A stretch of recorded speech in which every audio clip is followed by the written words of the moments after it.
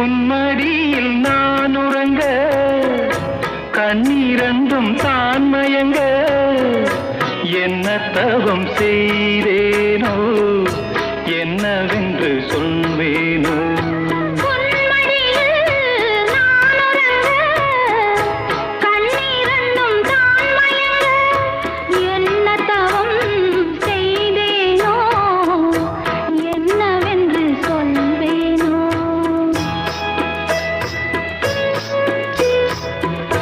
ஏழ் பிறப்பும் இணைந்திருக்கும் சொந்தம் இந்த சொந்தமம்மா வாழ்விருக்கும் நாள் வரைக்கும் தஞ்சமுந்தன் நெஞ்சமம்மா